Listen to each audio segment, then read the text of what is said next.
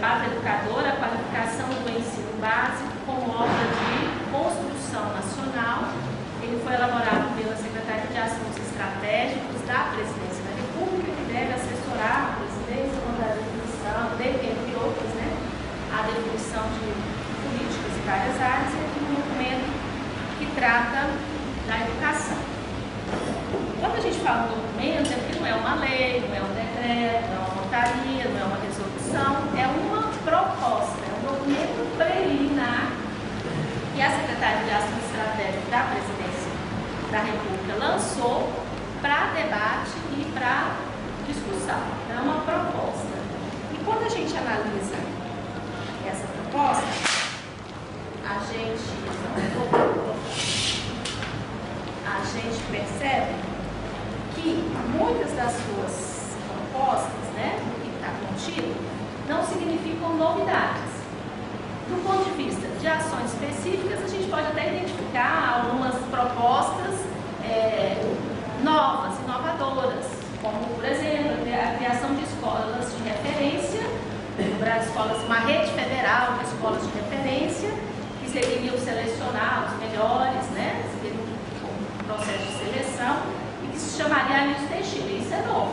Mas, do ponto de vista das concepções, dos princípios que norteiam esse documento, são princípios e concepções que estão presentes na política educacional dos anos 90 para cá.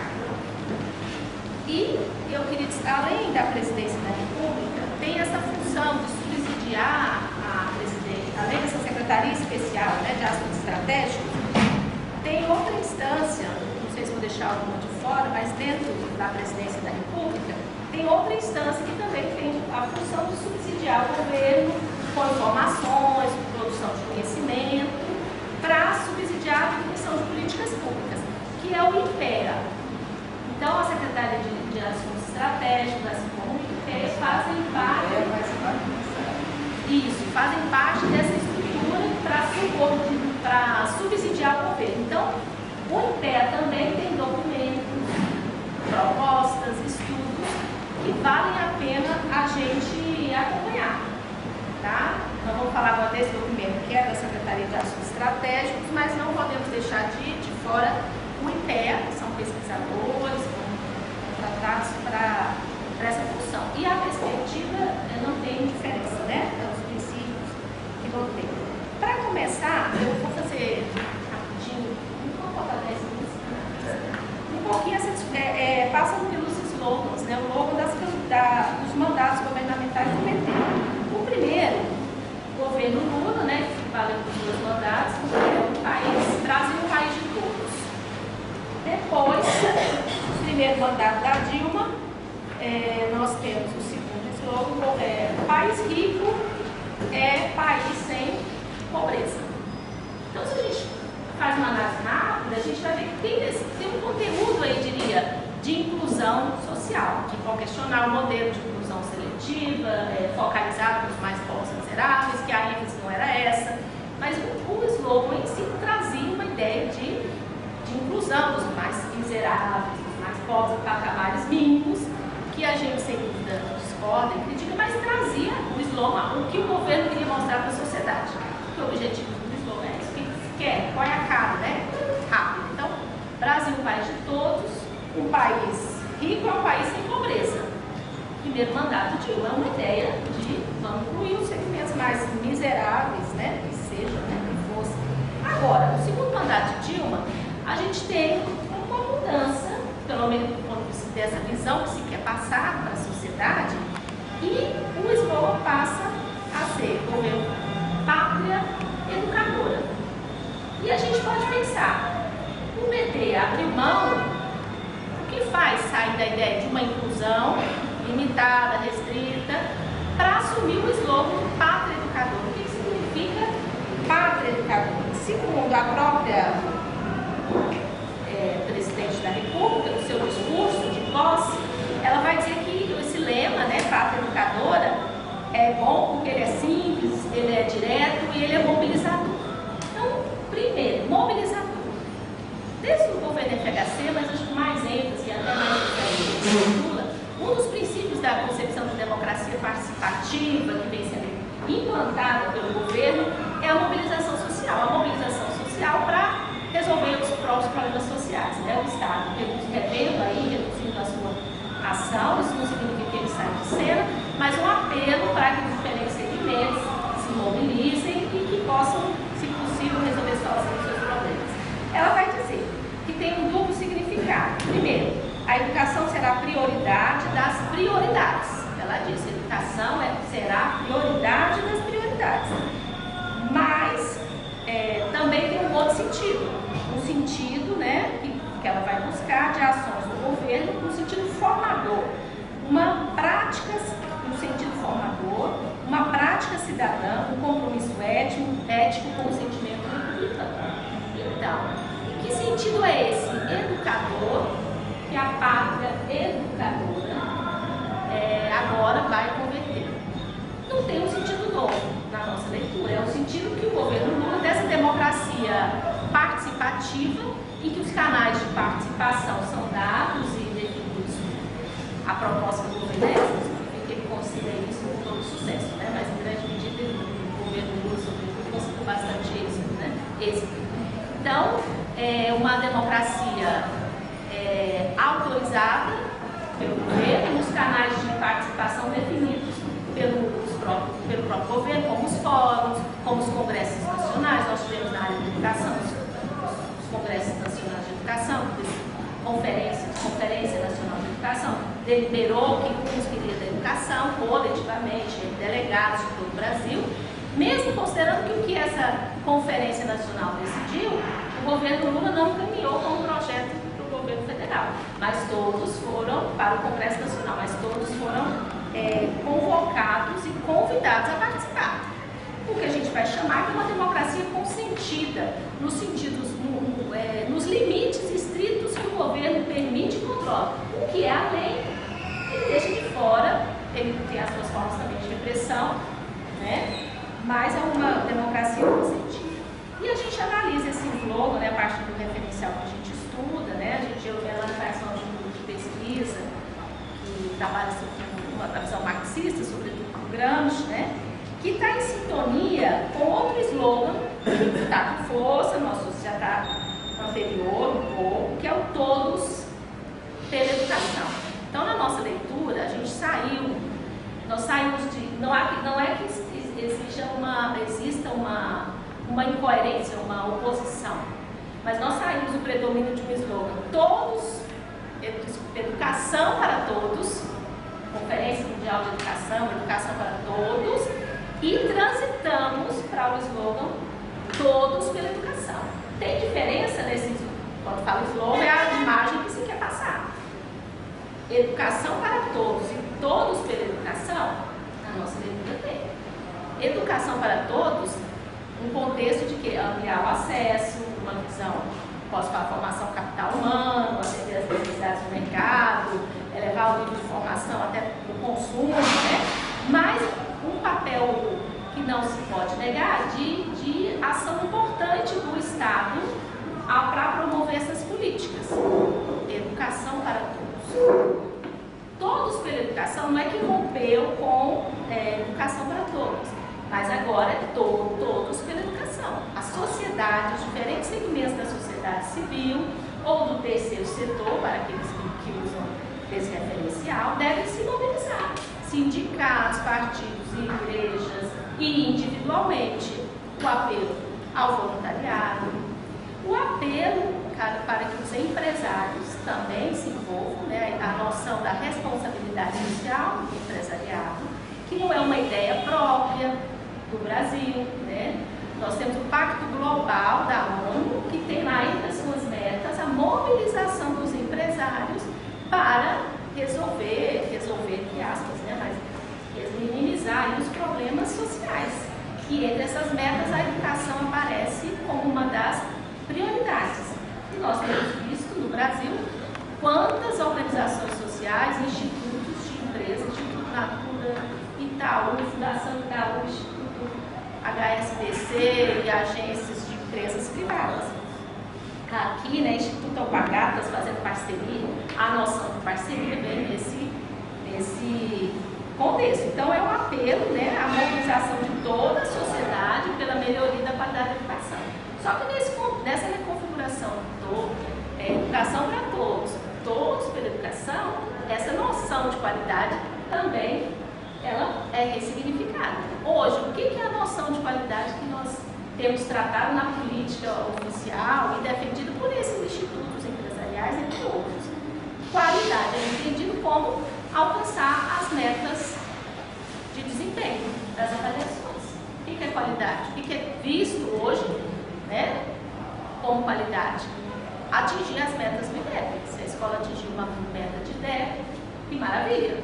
E nós fizemos uma pesquisa no município aqui perto e observamos uma escola, quase todos os dias, por 3 meses, a escola superou todas as metas do IDEB.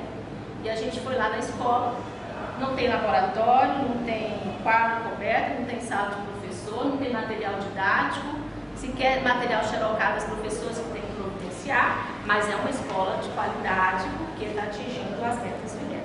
Então, esse documento, ele não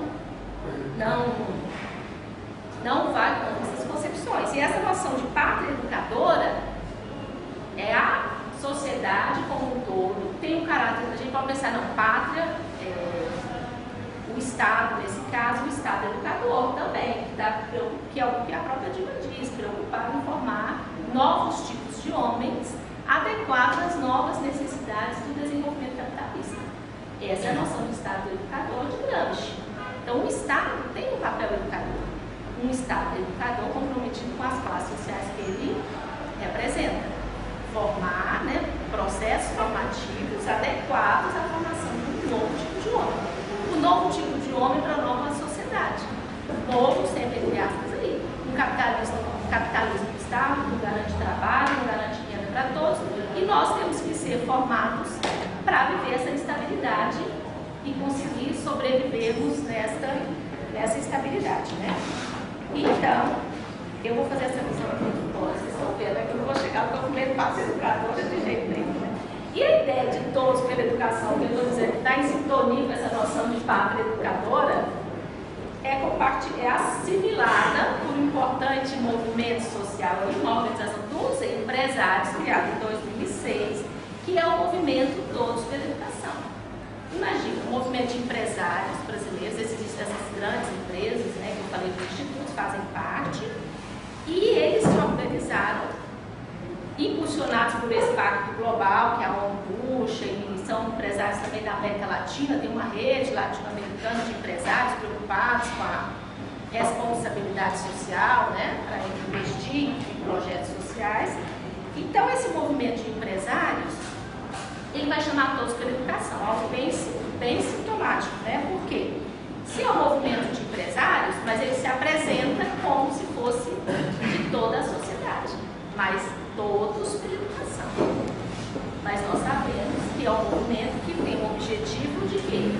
Da organicidade, organizar as ideias, né, e divulgar as propostas do empresário para a educação brasileira, buscando intervir na definição das políticas educacionais.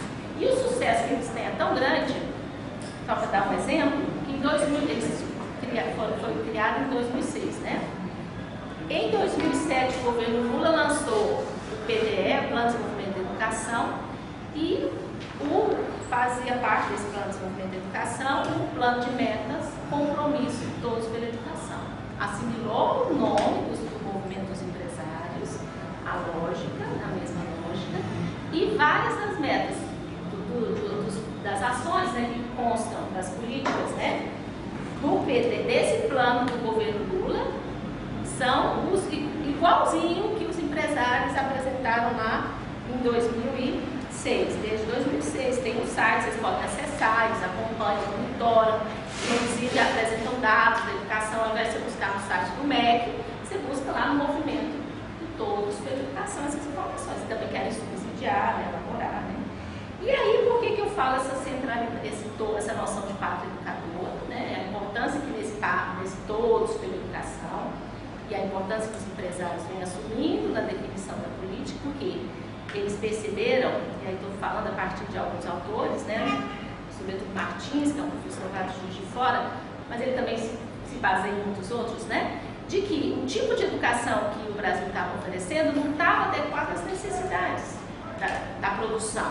Então eles viram que eles precisavam entrar em cena, mudar um pouco a postura. Não era só mais, como nos anos 90, apresentar propostas, né? Tentar intervir na política educacional. Isso foi dos anos 90.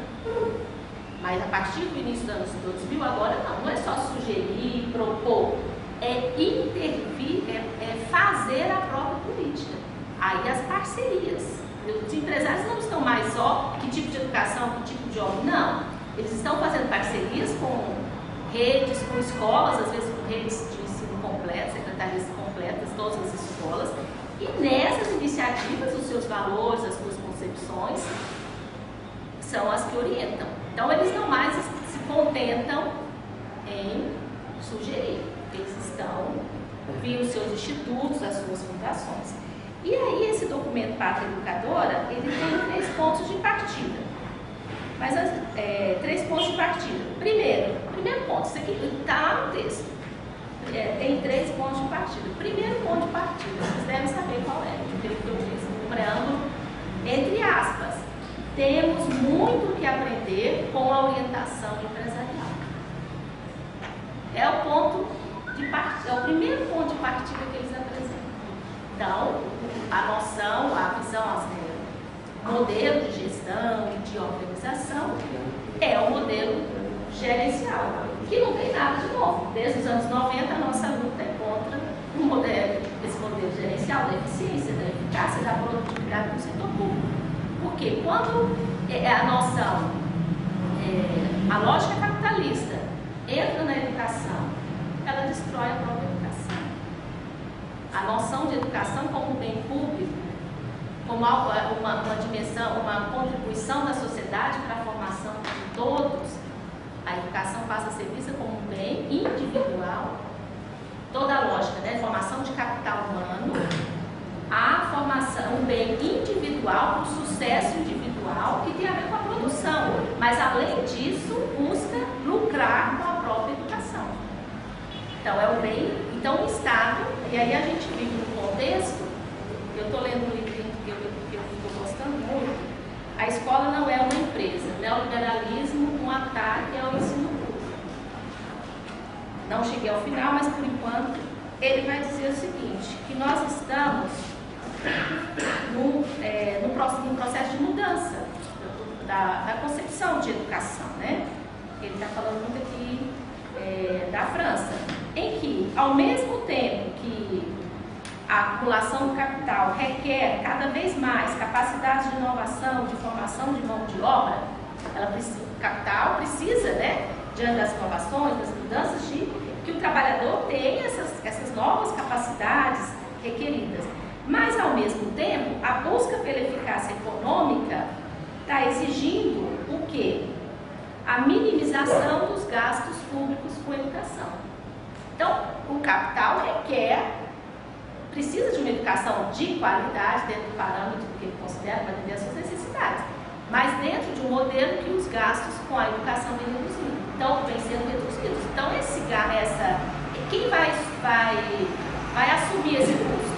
Então, se o Estado não assume, nessa lógica de eficiência, né, de garantir os interesses do capital, quem assume? O indivíduo e a família. E a gente acrescenta as parcerias, que significa que o Estado vai gastar bem menos com isso, né?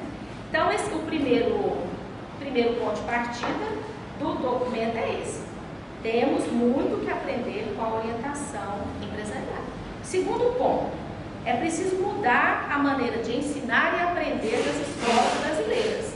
É preciso superar a repetição e o devaneio. Lá vai dizer que tem devaneio na escola. Tem algumas expressões no texto que revelam claramente que não são pessoas que estudam a área da educação, né, Melanie? Que tem conhecimento. No próprio título aqui do documento, para quem é da área, a gente arrepia, né?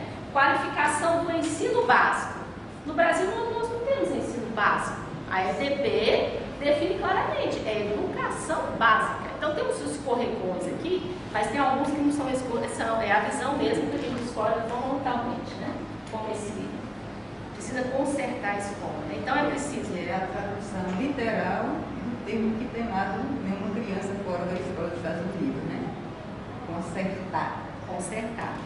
Então, é preciso agora sair dessa repetição de conteúdos memorizados e agora é a aquisição de capacitações analíticas, habilidades de análise verbal, raciocínio, e que precisamos superar as barreiras pré-cognitivas dos alunos vindos do meio mais pobre. E ainda tem uma visão muito preconceituosa, a forma como é apresentado, né, barreiras preconceituosas.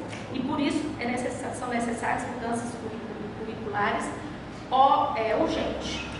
Então, dentro dessas mudanças curriculares, que foi o que a gente mais ou menos nós conversamos antes, né?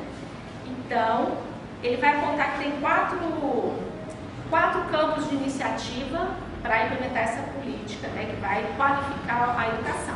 E aí eu vou falar sobre isso. Qualificação da educação. O documento, em nenhum momento fala, ou em nenhum, ou se passa algum, qualidade do ensino. O próprio título, Pátria Educadora, a qualificação do ensino básico.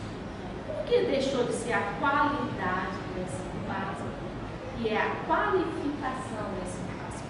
Não tem a resposta, tem, né, algumas análises possíveis. Porque deixa de existir, o sistema de educação passa a ser tão diversificado, comportando tantas alternativas, tantas formas de certificação, tantos níveis diferenciados de qualidade, porque o sistema comporta a escola que tirou 3,5 com a escola que tirou 8.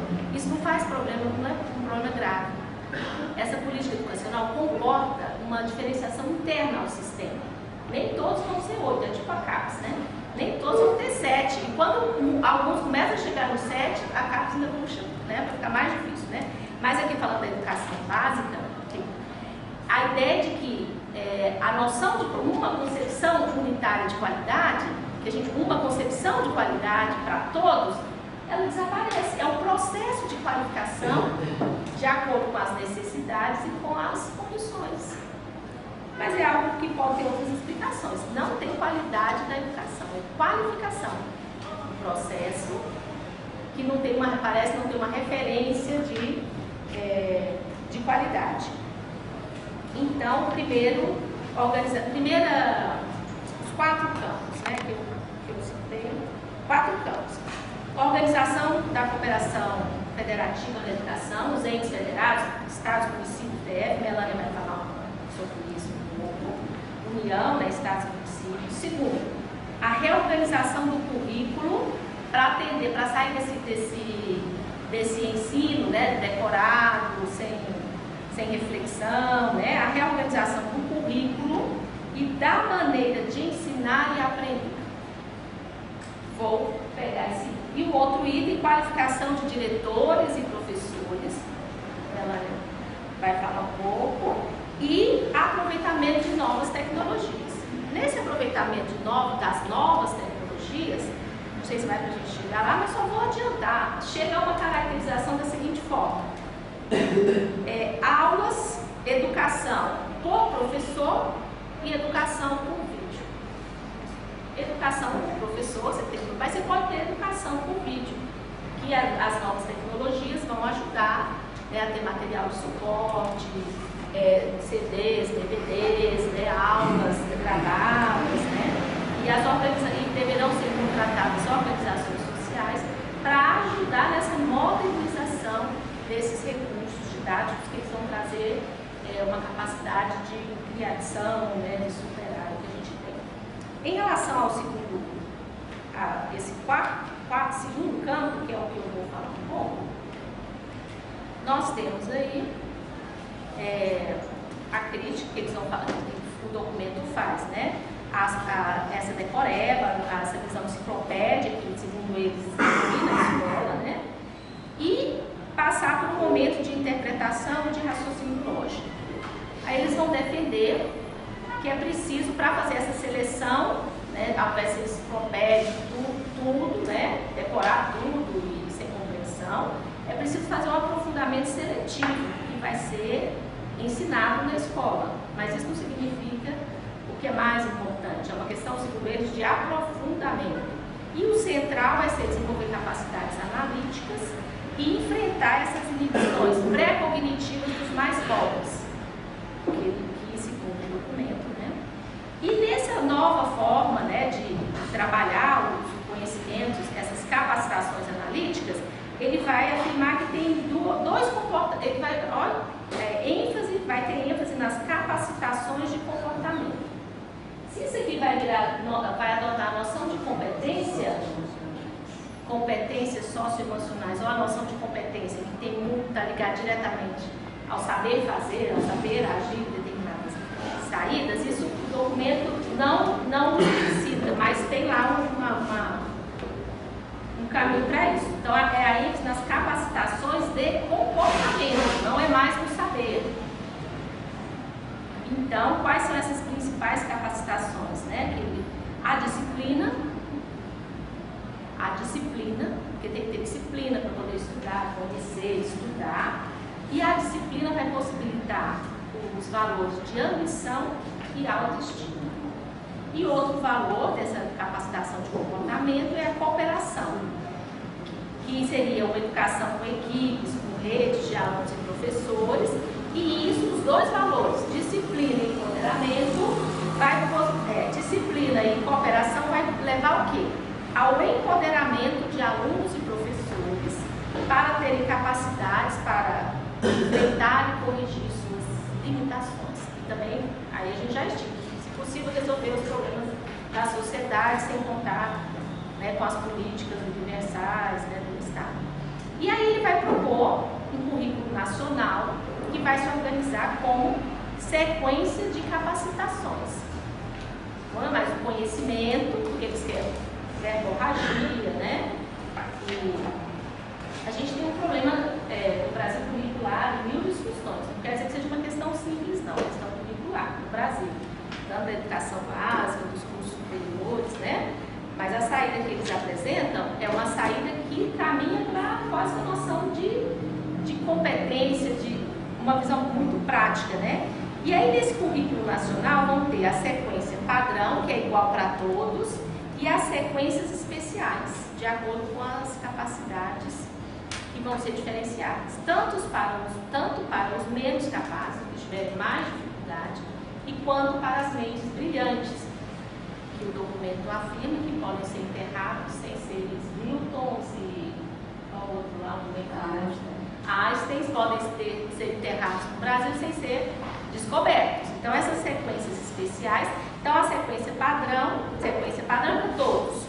E essas sequências especiais para os menos dotados e para os mais dotados.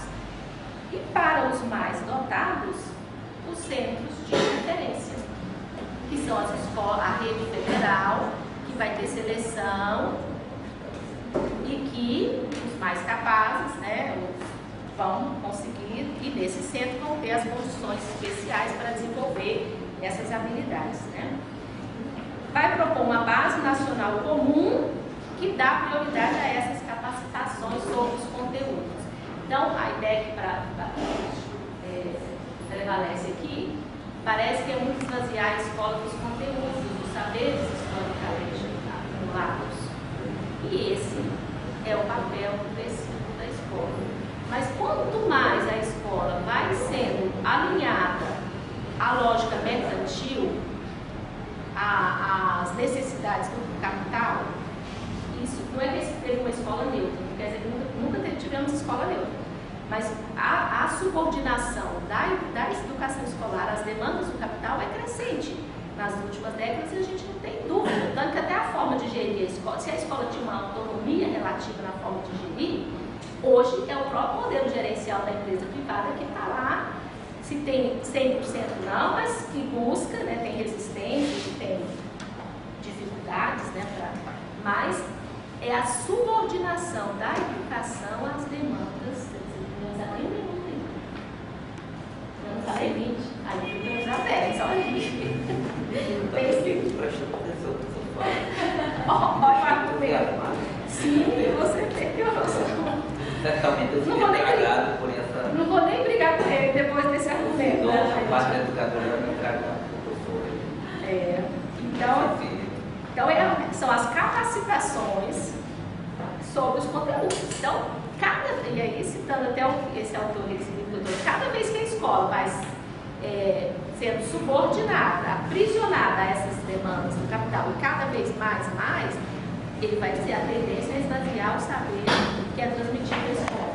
E a tendência é que a escola passe a ensinar aí a informação para capital humano, atender às necessidades dos saberes, que numa visão geral, hoje a gente fala, não é um saber específico, mas são as habilidades, né? Saber falar, saber se comunicar, em qualquer contexto o homem possa se adaptar, no contexto de crise, no contexto sem emprego, ele possa sobreviver, sambar e se salvar. E aí a escola vai perdendo esses conteúdos, porque essa proposta é a capacitação, fundada naqueles dois valores. E para que essa base nacional funcione, vão ser disponibilizados para os professores, que aí entra o professor como um agente importante para a implantação dessa proposta, protocolos, que são guias com orientações práticas do professor de como ele vai ensinar essas capacitações. O médico não tem um protocolo médico, quando chega alguém, quais são os procedimentos direitinho? O professor, isso não é novo, mas ele vai reforçar como se isso fosse a saída para todos os problemas do currículo, para resolver esse problema dos conhecimentos, né? Bem dos conhecimentos, das capacitações necessárias. E esses protocolos práticos, essas orientações práticas, devem substituir o livro didático. Aí ele aponta vários problemas do livro didático, né?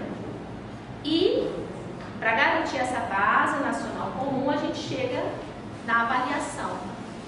Nós sabemos que, desde os anos 90 para cá, as políticas de avaliação externa, elas se constituem como um mecanismo de definição, em grande medida, do próprio currículo, do que se ensina, do que não se ensina.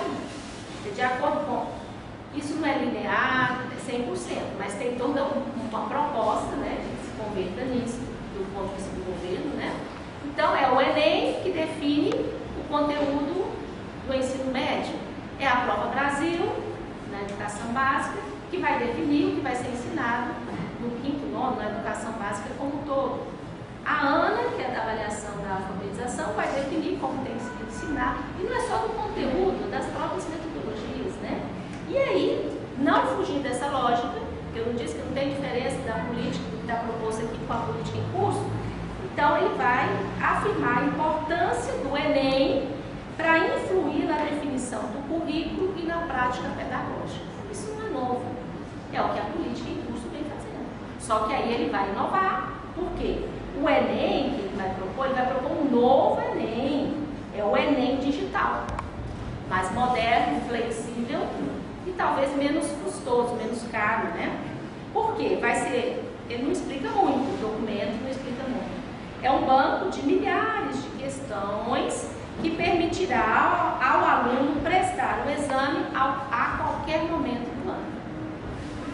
Não fala como é que vai ser, segurança, as questões do Enem hoje é segurança, né? Passar a prova, mas aí vai ter um banco de milhares e o aluno, sei lá, marca, vestibular agendado, alguma coisa assim, né? Mas o que nos interessa aqui é falar que a avaliação, o Enem como instrumento de avaliação, né? Mas o Enem que não é como instrumento de avaliação, é o instrumento de ingresso ao ensino superior, mas assim funciona como avaliação para influir no currículo e nas práticas pedagógicas do ensino médio. E aí, eu tenho um minuto, mas só tem uma transparência,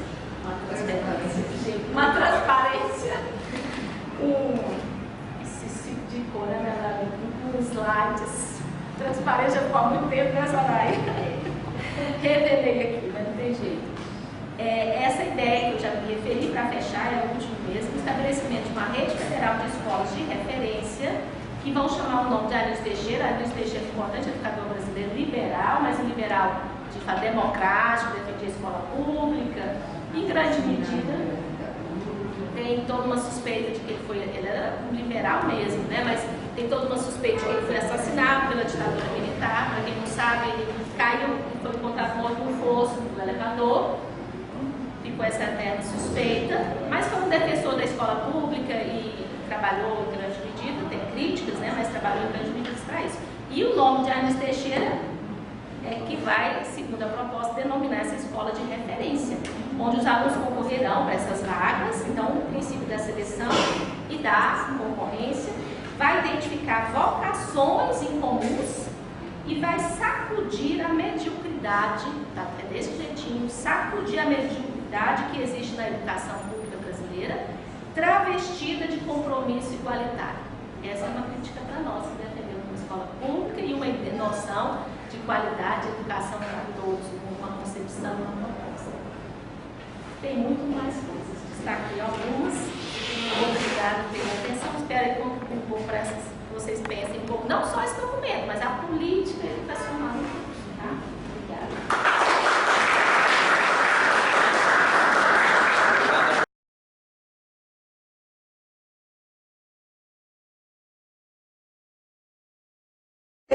Peço para ir mais devagar, porque é muita coisa e pouco tempo.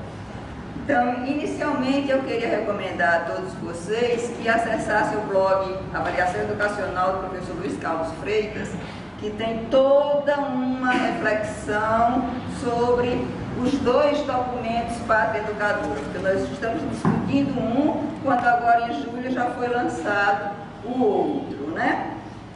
E muitas das coisas que eu vou dizer aqui hoje, inclusive, são aspectos que o professor Luiz Carlos vai falar. Inicialmente, eu vou relembrando um alerta que os professores da Demerval Saviano e Olinda Evangelista fazem acerca do estudo de documentos de política educacional.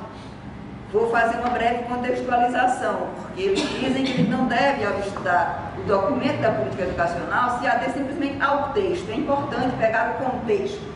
Então, este documento Pátria Educadora não é um ponto fora da curva, não. Ele se situa em plena consonância com toda a política educacional que vem sendo desenvolvida, e aí me perdoem os históricos, vem sendo desenvolvida desde 1995 neste país, porque nós vimos de 95, ou seja, o primeiro governo Fernando Henrique, até hoje, numa linha de continuidade de idêntico modelo econômico e idênticas políticas sociais. Claro que com algumas nuances.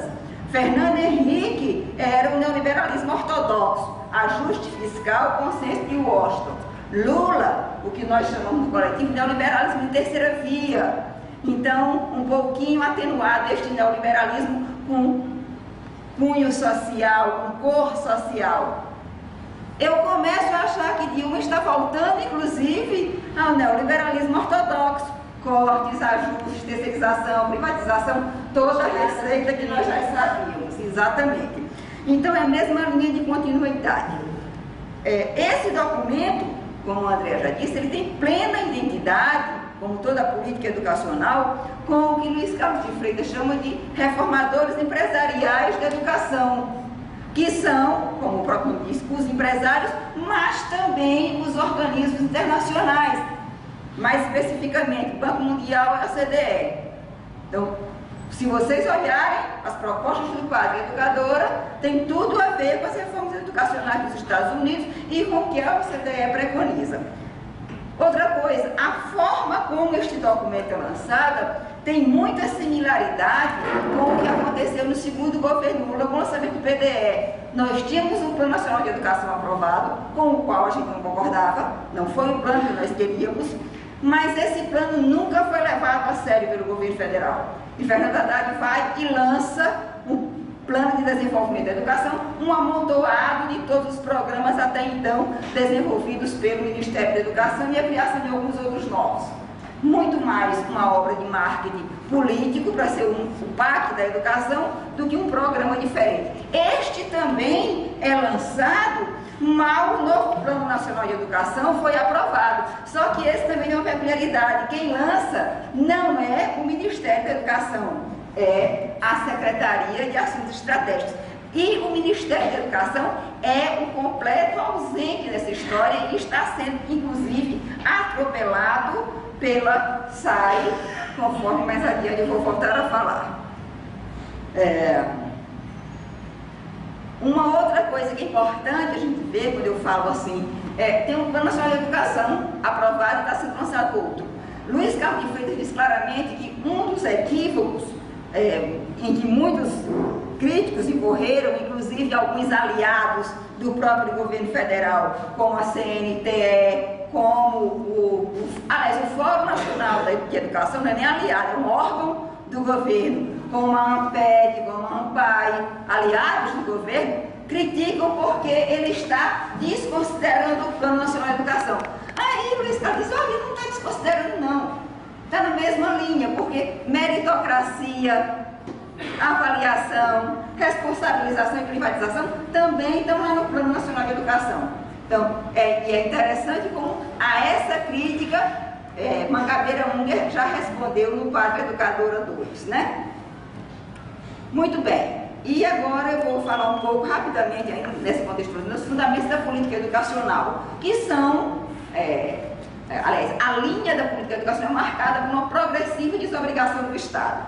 Então, o fundamento mais geral é a concepção neoliberal de educação de Estado, com as estratégias de centralização excessiva de decisões políticas, estratégicas, no âmbito federal, desconcentração de tarefas para os itens, as instâncias subnacionais e sociedade civil, daqui a pouco eu falarei quem é sociedade civil no jargão oficial, flexibilização, terceirização, privatização. Isso não é nenhuma novidade, continuam esses fundamentos. Mas também nós temos um outro fundamento da política educacional, que é a teoria do capital humano. E aí, é bom viver muito, porque a gente começa a dizer, e aí não é nem aquela contra a qual eu brigava nos anos 80, a de Schultz, a teoria econômica do capital humano. É pior, é a teoria do capital humano dos anos 90, de David Porte, que é a teoria administrativa do capital humano. Aquela lá de Schultz ainda diz assim, olha, educar é importante para o crescimento econômico. Então, o país deve se responsabilizar, o Estado deve se responsabilizar, pelo menos pela educação básica. Educação para todos, necessidade básica de aprendizagem. Agora, não. Educação é investimento pessoal. É investimento em capital humano, é investimento pessoal. Então, quem deve investir ou é aquele indivíduo que vai se beneficiar ou a empresa que vai lucrar com isso.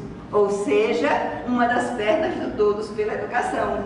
A outra perna é a teoria do capital social, sobre a qual a Andrea falou. As noções de cultura cívica, de empoderamento, mobilização social, concertação social, né? E a mobilização social, a mobilização da sociedade civil. E quem é a sociedade civil agora? São os movimentos sociais organizados de contestação? Não. São as organizações sociais, são as OFCIPs, todo o terceiro setor que é propositivo, né?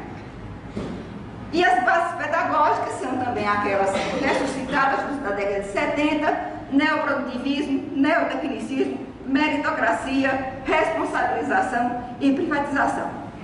Bem, este é o contexto mais geral. E este documento, como ele se apresenta? Em primeiro lugar, como construção textual. Algo que eu nunca estudei filosofia, mas tem uma coisa que eu acho muito bonita no nome, o imperativo categórico.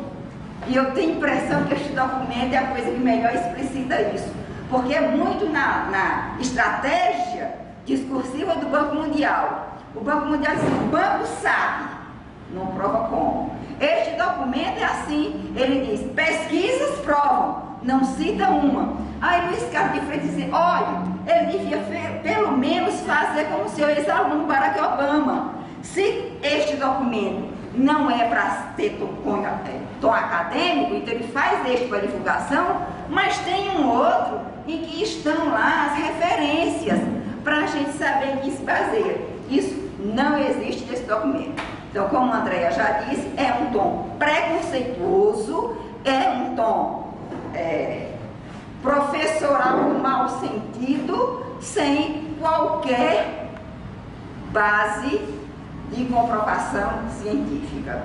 E, por fim, qual é o significado desse documento. E aí eu vou novamente remeter a Luiz Carlos Freitas. Luiz Carlos Freitas disse que o outro equívoco, se um era confundir esse documento, quer dizer, ele vai na contramão do BNE, o outro é dizer que ele é uma versão preliminar. A versão preliminar está aqui só como uma forma de garantir a busca da adesão. Aí o Luiz Carlos diz assim, Mangabeira não quer crítica, ele quer adesão. E ele está trabalhando intensivamente no sentido de conquistar aquilo que é a tarefa maior desse plano. Porque a construção nacional deste plano é obra das vanguardas. Só que essa vanguarda não existe. E ele está trabalhando para conquistá-la. Eu vou ler aqui o que o Luiz Carlos diz. Ele diz que Mangabeira vem inclusive chamando pessoas que considera importantes para conversar em seu gabinete. Alguns têm saído constrangidos. Quem está fora desta vanguarda? Professores, sindicalistas, burocratas e políticos. Então, por exclusão, quem está dentro, provavelmente aquele mesmo grupo que compõe o Todos pela Educação e algumas figurinhas carimbadas que nós já conhecemos de longa data. Muito bem, feito isto, eu vou começar aqui. É interessante, só uma apreciação geral, em julho agora foi lançado este outro documento. Desculpe, mas eu imprimi incompetentemente. Pátria Educadora, Eixo 1, Federalismo Cooperativo. Este documento tem uma característica muito interessante. Em todos os momentos a educação é chamada de serviços. Serviços de educação. Claramente a educação não é direito, é serviço. Segundo, ele responde nesse documento àquela crítica de que esquece o PNE, porque todas as suas propostas estão referenciadas às metas e estratégias do PNE. E é interessante que esse documento diz respeito ao primeiro eixo aqui, que se propõe a instituição do Sistema Nacional de Educação. Quando a SACE, a Secretaria de Assistência aos Sistemas de Educação, de Ensino, do MEC, lançou uma proposta do Sistema Nacional de Educação para discussão. Proposta que foi criticada por nada mais, nada menos do que Cláudio Moura Castro, João Batista Araújo Oliveira e Simone Schwartzman, que são aquelas pessoas que nós conhecemos de grande história, todos os três ligados a empresariamento da educação. Muito bem, como está estruturado o texto Pátria Educadora? Eu também, excepcionalmente, fiz slides que era para só colocar a organização do texto. Então, esse texto aqui, como a Andrea já disse, está constituído em duas partes. Parte 1, a tarefa, parte 2, as iniciativas. A tarefa diagnostica as iniciativas, propõe um elenco de ações em ordem aproximada de implementação. Então, a tarefa tem, em primeiro lugar, o contexto maior da empreitada, mostrando como o sistema educacional do Brasil está terrível, falido, dramático, e que a gente tem que novamente associar a educação a um modelo de desenvolvimento. Um modelo de desenvolvimento tem que ser produtivista, capacitador e democratizante. É bom porque Mangabeira Uninger tem uma vantagem de não escolher eufemismos, ele usa claramente os termos. Depois tem os pontos de partida, são 3 pontos de partida. Os exemplos que deram certo, que a Andrea já disse, são a mentalidade empresarial que a gente tem que seguir, as mudanças no ensino-aprendizagem, e aqui tem uma coisa muito interessante, quando a Andrea falava a questão de mobilizar os conhecimentos. Então não tem que decorar, tem que saber mobilizar, que é um outro conceito que ele usa seguidamente, o conceito de inovação. E que inovação para o Banco Mundial significa exatamente você aplicar a ciência. E critica as universidades porque desenvolvem pesquisa, mas e a aplicação na produção dessas pesquisas? Então é muito interessante também mais esta similaridade. E por fim, o outro ponto de partida é a organização da diversidade, né? São 4 eixos: construir o federalismo cooperativo, mudar o paradigma curricular, qualificar diretores, aproveitar novas tecnologias. Do eixo qualificação no ensino público, vai vir a iniciativa Cooperação Federativa no Ensino, procedimentos de avaliação, apoio, socorro e correção. Então vejam bem, construir cooperação federativa, a primeira coisa é avaliação. São 9 ações. E enquanto nós estamos discutindo esta versão preliminar, aqui está o segundo, Pátria Educadora, tratando exatamente deste eixo 1, federalismo cooperativo, e o cerne desse documento é o anexo 2, que é o anteprojeto de lei de instituição do Sistema Nacional de Ensino. Agora a gente entende por que de Mangabeira Unger tanto ia ao Congresso, tanto falava para os parlamentares. E eu acho que não vai dar para a gente discutir isso aqui, mas esse documento é muito sério, porque ele vai moldando um outro sistema nacional e uma série de órgãos à revelia de Ministério de Educação, de Conselho Nacional de Educação, de tudo. Mas daqui a pouco eu vou falar um pouco disso, né?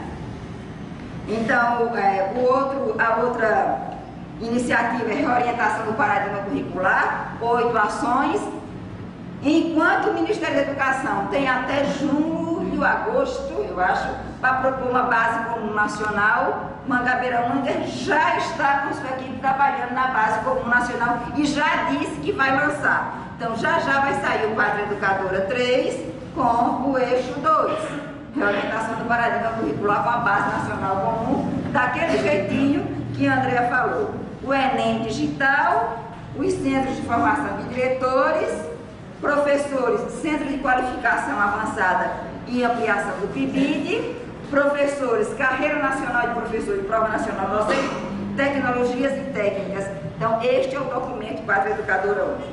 Com o que a gente tinha acertado, então eu fiquei mais para falar um pouco mais do federalismo cooperativo, diretores e professores. Então, o federalismo cooperativo começa na página 7, quando ele vai colocar qual é a compreensão e o que esse federalismo vai fazer. Então, vai tentar reconciliar a gestão local com padrões nacionais.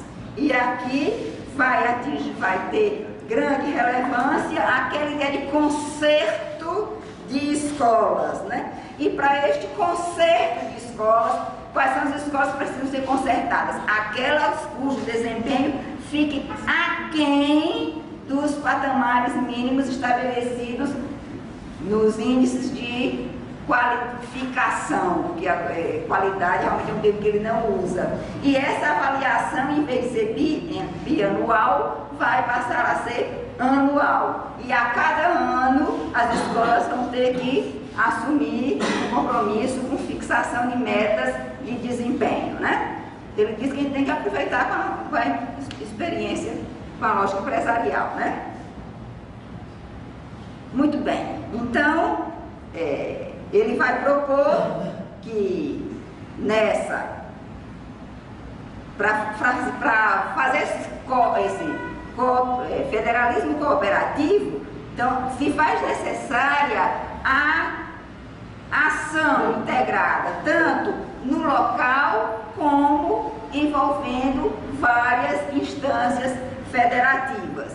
E aí ele vai propor algumas ações, das quais principalmente a ação 8, quem tiver aí com o texto pode acompanhar, a ação 8, lá na página 23, quando ele vai dizer que para desenvolver essa cooperação e superar os problemas, se pode aproveitar instrumentos jurídicos como as organizações sociais e sociedades de propósitos específicos.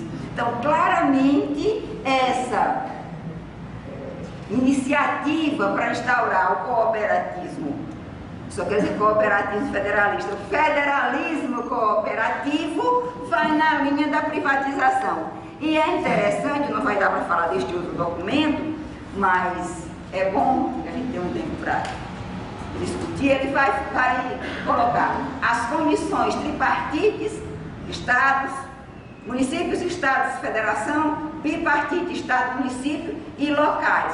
Os arranjos de desenvolvimento educacional que Mozart Neves, outra figurinha carimbada defensora do privatismo, propôs, né? E aí ele vai dizer, para consertar isso vai ter a chamada mobilização educacional, mobilização federativa de educação. Essa mobilização federativa cria uma comissão constituída principalmente de funcionário público mediante adesão voluntária. Mas lá no final do projeto de lei, ele vai dizer que na falta de funcionários públicos, a mobilização federativa pode contratar temporariamente profissionais ou firmar convênio com instituições sem fins lucrativos. Então, todos pela educação, que já vem aí, o Instituto Ayrton Senna, porque Viviane Senna agora é a grande teórica da educação deste país, estão com todas as armas na mão. Pronto, então aqui esse eixo vai ser objeto do Plano Educadora 2, que é um documento composto de três itens, de 2 itens. Um, problema de orientação dos esforços, outro, inovações institucionais, a conceito de inovações, organização do sistema de ensino, avaliação e planejamento, redistribuição de recursos, instrumentos de colaboração e apoio, porque sempre é assim. Você avalia, redistribui recursos para canalizar recursos para quem está mais precisando, e isso é feito mediante essa colaboração, esse apoio, essa mobilização. E 2 anexos. Um anexo é o quadro, são 2 quadros, resumo dos quais mostrando que tudo que ele propõe está no PNE, e o 2, um anteprojeto de lei complementar, que é de fato o que esse texto 2 se propõe. Muito bem, então acho que com isso a gente viu aqui muito rapidamente o federalismo cooperativo, porque merecemos nos debruçar mais sobre isso. Diretores e professores é a lógica clara da responsabilização, a lógica produtivista da responsabilização e da desqualificação da formação inicial nas universidades. Então, quando ele vai falar da tarefa, ele começa dizendo que o aumento de salário é uma solução singela e ineficaz. Isso está na página 15 do documento. Podem olhar lá.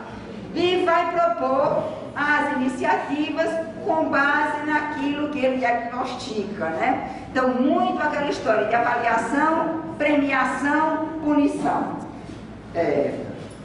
Os diretores vão receber mecanismo de premiação ou punição, premiação se conseguirem atingir as metas mediante bônus de desempenho, que já está sendo implantado em muitos sistemas.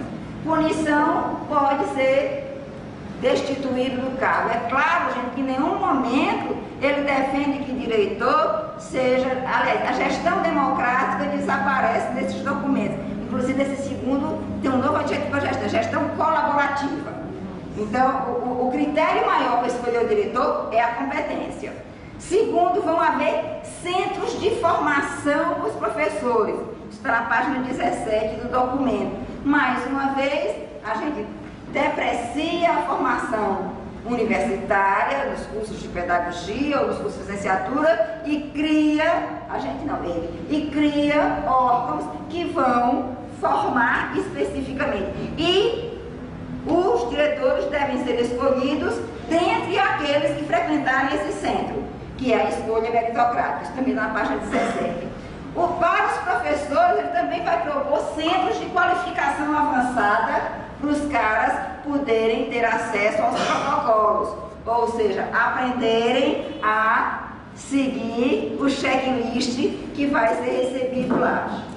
Propõe a ampliação do PIBID, o PIBID vai ter um papel muito importante nisso, e aí eu fico sem entender muitas coisas, porque ainda semana passada tinha uma mobilização aqui na Praça da Bandeira, dizendo que o PIBID não pode morrer. Então, eu não entendo. Realmente, esse descompasso entre SAI e MEC está muito interessante. Ele elogia aqui muito.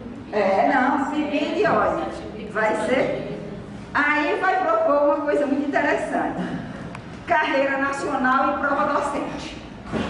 Então, tem uma carreira nacional que tem por base um piso nacional, um piso salarial, que é nacional, mas que respeita as diversidades regionais.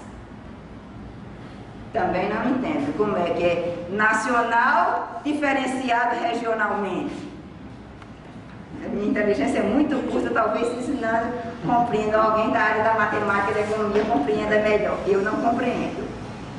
Propõe, e aqui é muito interessante, para essa carreira e para a formação dos professores, propõe que sejam dadas bolsas tipo ProUni para os cursos de formação de professores. Na parte da tarefa, ele não usa o adjetivo. Na iniciativa, ele diz instituições particulares que se comprometam a cumprir as metas. Então, teriam essas bolsas para os seus alunos, como um atrativo para os alunos e um estímulo para as instituições. Está na página 19 e na página 28. E, por fim, o que já não bastasse isso, então o diretor tem que ir para um centro de... como é o nome? Esqueci. Centro de formação. O professor tem que ir para o centro de qualificação avançada. Se não bastasse isso, ele defende a prova nacional docente, que seria uma forma de qualificar para o ingresso na profissão. Então, a meu ver, isso está dando guarida a uma crítica de que o pior do sistema educacional brasileiro universitário é que os cursos superiores já servem de qualificação profissional. Então, numa das entrevistas de Mangabeira, ele vai dizer, ora, advogado e médico não tem um sistema, a prova para poder exercer profissão, então o professor tem que ter. Ou seja, nossos cursos não capacitam nem credenciam o professor. Eu acho que isso é muito grave.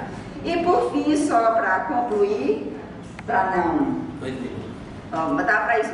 É interessante que, falando do segundo documento, Luiz Carlos vai criticar a lógica autoritária e vai dizer que se trata, esse sistema nacional que está propondo, de controlar o estabelecimento e a adoção de padrões através de estrutura paralela ao MEC e aos educadores.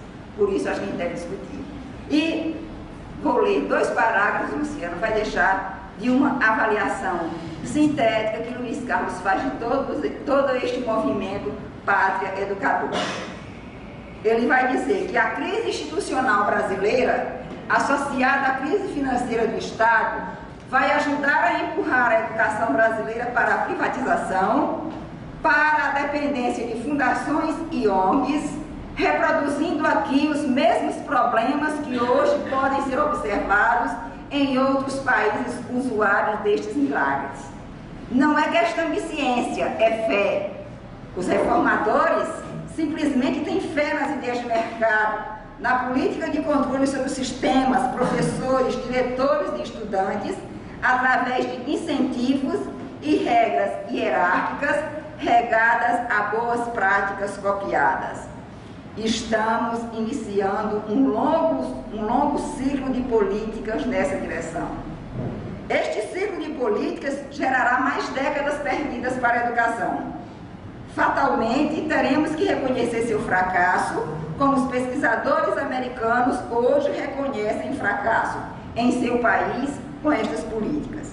Então, teremos que voltar ao principal, a questão das políticas econômicas e sociais como causadora dos problemas sociais, inclusive os educacionais. Teremos que reconhecer que, sem alterar políticas econômicas e sociais, não há como resolver os problemas por elas causados. As políticas propostas pela SAE vão abrir um grande mercado. No mínimo, colocarão a educação ideologicamente sob controle dos negócios. E, no máximo, além disso, gerarão um grande mercado lucrativo. Eis as reais motivações. Nenhuma das duas tem compromisso com a qualidade social da educação. Sinto muito não dar boas notícias.